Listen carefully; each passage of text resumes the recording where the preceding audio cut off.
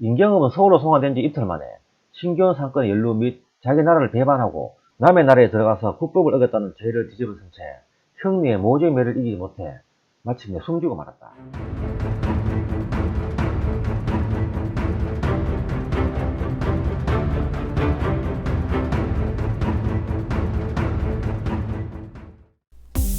백마산성의 맹장 고송 임경업 편입니다. 1594년 12월 13일 선조 때 태어나서 1646년 8월 1일 인조 때까지 52세를 사셨다. 임경업은 충북 충주에서 절충장군인 임황의 아들로 태어났다. 그의 집안은 양반이었으나 벌이가 없고 식구만 많아서 가난한 살림이었다. 그러나 그는 이 같은 환경에서도 몸에 대장부라고 크게 써서 지니고 다닐 정도로 장군의 기질을 가진 괴짜 소년이었으며 어릴 때부터 친구들과 전쟁놀이를 좋아하였고 기상이 활달하고 용감하여 전쟁놀이를 해도 항상 대장으로 유달리 뛰어난 모습을 보였다고 한다. 특히 9살 때는 역사책을 읽던 중 중국 고대의 명장 항우 부분에서 그런 성명을 기록하면 족한 것이다.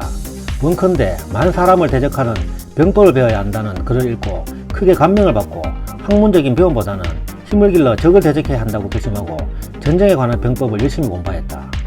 24세인 1618년 아우 임사업과 함께 무과에 합격하고 26세에 소농보건관, 28세에 중추부 첨지사를 역임하였다. 29세인 1623년 인조 반정이 일어나고 이듬해 공신책봉에 불만을 품은 이괄이 난을 일으켜 한양을 점령하게 된다. 이때 임경업은 관군으로 차출되어 정충신휘하에 있다가 서울 길마제에서 이괄의 군대와 전투를 벌여 이괄 군대를 물리치는 데 큰 공을 세운다. 난이 평정되자 임경업은 그 공을 인정받아 1등 공신인 진문원종 공신에 올랐다. 32세인 1626년 전라도 나간군수로 부임한다. 33세인 1627년 정묘호란이 일어나자 자영장으로 청군을 무찌르기 위해 강화도로 향하였다. 그러나 이때는 이미 주화파에 의해 강화가 성립된 뒤여서 싸움 한번 못해보고 군조를 일구고 나간군으로 돌아왔다. 36세인 1630년 평양 중군으로 임명되어 평안도의 금산성과 용골성을 수축하는 한편 가도에 주둔한 명나라 도독 유흥치의 군사를 감시하는 임무를 맡았다. 39세인 1633년 청국 방어사 겸 병변부사로 백마산성과 의주성을 수축했으며 명나라의 반란을 지킨 공주독 등의 무리를 토벌하여 명나라에서는 임경업에게 총병관이라는 배설을 내리고 머리에 꽂는 금으로 만든 꽃을 보내왔다. 이때부터 임총병으로 명나라에도 크게 알려졌다. 40세인 1634년 의주 부윤 겸 청북 방어사에 임명되었으나 그의 근거지인 백마산성을 방어하기에는 인적, 물적 어려움이 많았다. 그리하여 그는 조정으로부터 백금 1000냥과 비단 100필을 받아 중국 상인과 무역을 해 상당한 이득을 축적하였다. 그러나 무역 거래가 지나치게 이익을 추구했다는 책임을 물어 파직되었다. 42세인 1646년 후금이 국명을 청으로 고치고 강성해진 군대의 힘을 바탕으로 곧 전쟁을 일으킬 것 같은 분위기가 보였다. 그리하여 임경업은 다시 의주 부윤에 복직되어 압록강 맞은편의 송골산, 봉황산에 봉화대를 설치하는 등 국방태세를 강화하였다. 그러나 같은 해 12월에 결국 병자호란이 일어나고 백마산성 내 군사의 숫자가 800여 명이 지나지 않자 임경업은 허수아비를 성 주변에 세워서 가짜 병사 노릇을 하게 함으로써 적의 눈을 속이는 작전을 펼쳤다. 청군은 임경업이 지키는 백마산성을 포기하고 직접 서울로 진격했으며 인조는 남한산성으로 피해서는 역부족이었다. 결국 이듬해 1월에 주화론자인 최명길 등의 주장으로 굴욕적인 화해를 성립시켰다. 이 소식을 들은 임경업은 땅을 치며 통곡하였다. 병자호란 이후 청나라는 명나라를 칠 전초전으로 눈에 가시였던 가도에 주둔한 맹군을 치기 위해 1647년 2월 조선에 병력 동원을 정해왔다. 이에 임경업은 명나라를 침공할 수 없었으므로 사전에 가도에 사람을 보내어 침략 소식을 전해 그들의 피해를 최소로 줄이게 하였다. 이런 내막을 몰랐던 청은 임경업을 심량으로 불러서 포상까지 내린다. 한편 의주의 물자가 부족하여 방어가 어렵자 이번에도 심량의 상인들을 파견하여 밀무역을 시도하였다가 청에 발각되었고 이를 전해들은 인조의 분노를 사서 평안도 철산으로 유배된다. 44세인 1638년 청군이 명예 금주를 공격하기 위하여 조선의 군대 파견을 요청하자 비변사에서는 유배를 가했던 임경업을 용서하여 조방장으로 임명하고 파견하였다. 이에 300명의 병력을 이끌고 심량으로 가서 병력 동원의 어려움을 호소하면서 전투를 피하는 데 성공하였다. 이 공로로 인조에게 말 한 필을 받고 의주 부윤을 거쳐 평안도 병마절도사 겸 안주목사로 승진하였다.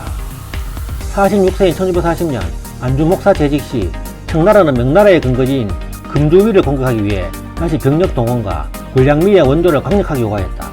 도장에서는 청나라의 요청에 의해 임경을 주사상장, 황해병사 이완을 부장으로 삼고 금주위에 주둔 중인 명군을 공격하기 위해 출병한다. 어쩔 수 없이 출병하긴 하였으나 당시 명군과 내통하여 의도적으로 선봉장을 피하고 청나라 장수 심세계를 선봉장에 나서게 하고 그 사실을 명군에 알려 심세계가 전사하도록 하기도 했다.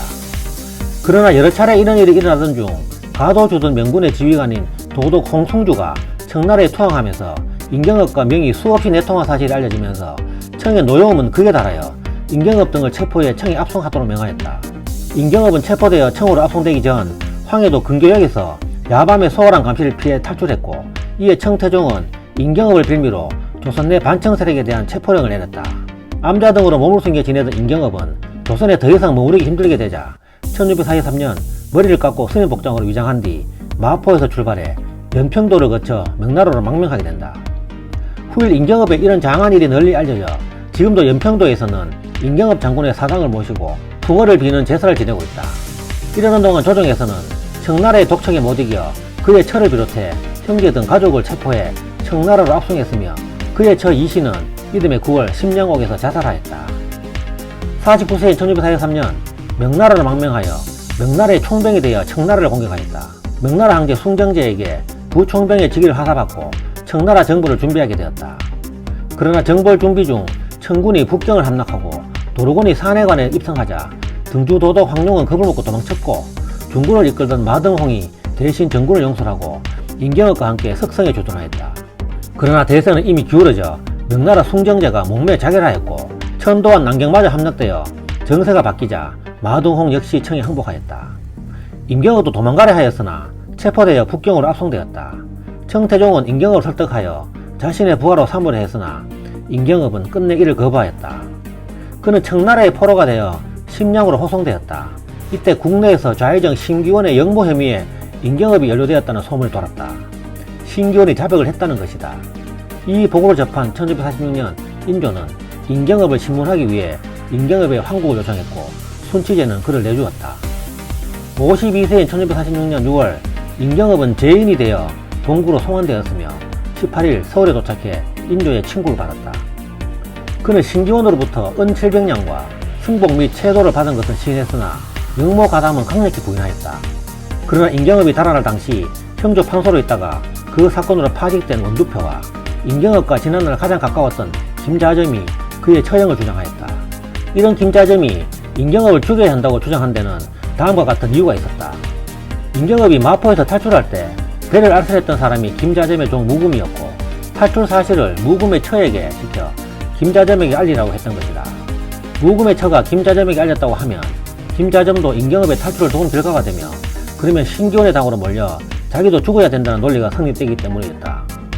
임경업은 서울로 소환된 지 이틀 만에 신기원 사건의 연루 및 자기 나라를 배반하고 남의 나라에 들어가서 국법을 어겼다는 죄를 뒤집어쓴 채 형리의 모진매를 이기지 못해 마침내 숨지고 말았다. 임경업은 죽기 직전 아직 큰일이 끝나지 않았는데 어찌 나를 죽이느냐 라고 외치며 한 많은 생을 마쳤으니 그의 나이 52세였다. 이 소식을 들은 인조는 나는 죽이려 하지 않았는데 어찌하여 갑자기 세상을 떠났느냐 라고 탄식을 금치 못했다 한다. 임경업 사후 5년 뒤 김자점도 효종의 북벌론을 청나라에 밀고 했다가 역적으로 몰려 산채로 사지가 토막내지고 머리가 잘리는 비참한 처우를 만난다. 임경업은 사후 50년 후인 1697년 숙종의 특명으로 복관되었다. 충주의 충렬사, 선천의 충민사, 백마상성의 현충사, 염천의 충렬사 등에 제향되었다. 시호는 충민이다. 임경업은 당시 친명 반청의 사회 분위기와 함께 우국 충정에 뛰어난 충신이요 맹장이었다. 그러나 가장 불행한 장수이기도 하였다. 명성을 떨치면서도 한 번도 청나라와 싸움다운 싸움을 해보지 못한 불운의 명장이었다.